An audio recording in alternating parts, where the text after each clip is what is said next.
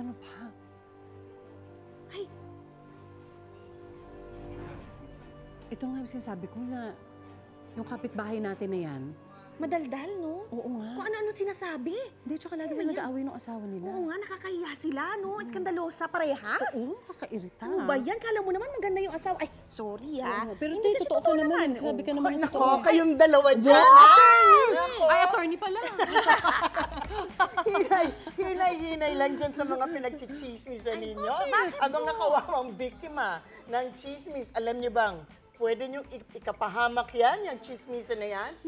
Well, hindi nyo ba nabalitaan? Ano? Ikaw rin, attorney. Tama ka rin eh. Hindi nyo ba nabalitaan At least itong may abogado kaso na ng tayo. grade 7 na estudyante na nabaril sa loob ng bahay habang nagmo-module?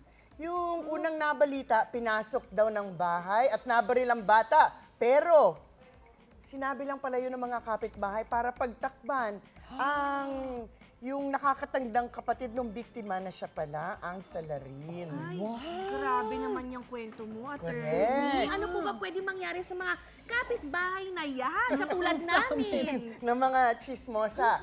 Well, mako-consider ng mga otoridad yan bilang isang kaso na tinatawag nating obstruction of justice sa ilalim ng PD 1829. Sa ilalim ng batas na to, ipinagbabawal at pinarurusahan ang mga gawain na magpapahirap sa mga police o law enforcement agency na mag-imbestiga, magsulong ng kaso o mahuli ang mga suspect.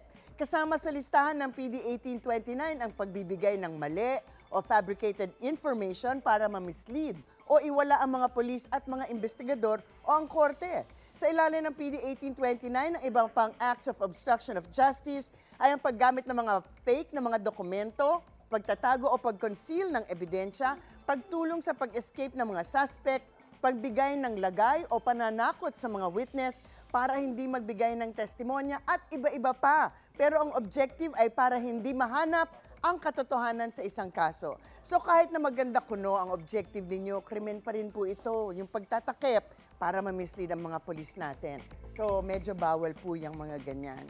Ay, nako, ang balita po talaga, attorney, ang bilis kumalat. No, kahit mali, lalo na yung mga sabi-sabi lang. Diyos Correct. ko po. Ano naman po ang habol ng mga taong sentro ng chismisan? Naku, maraming nagiging biktima dyan. Pero yung pagiging biktima ng chismis, well, usually, may habol po kayo kung ito ay nakakasira sa inyo at ang reputasyon ninyo.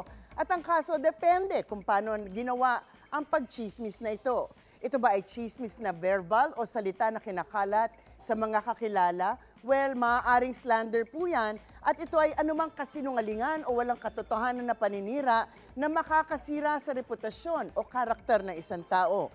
Ito ay pinarurusahan ng kulong at isang krimento under Article 358 ng Revised Penal Code na may penalty na hanggang 6 na taon. Kung ito naman ay yung pagkalat ng nakakapanirang chismis na hindi mo talaga alam kung sino ang original na gumawa ng chismis na to, actually ito yung tunay na chismis. Ito yung posibleng krimen na intriguing against honor sa ilalim naman ng Article 364 ng Revised Penal Code din na may kulong na 1 to 30 days at fine na 20,000 pesos.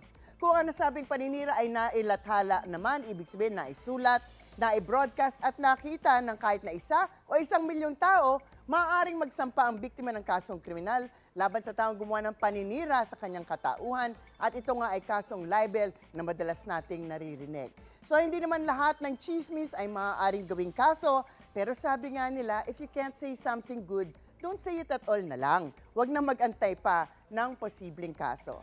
So anyway, on this Labor Day, ang mga usaping batas bibigyan po nating linaw para sa kapayapaan ng pag-iisip. Huwag magdalawang isip. Ask me, ask Attorney Gabby.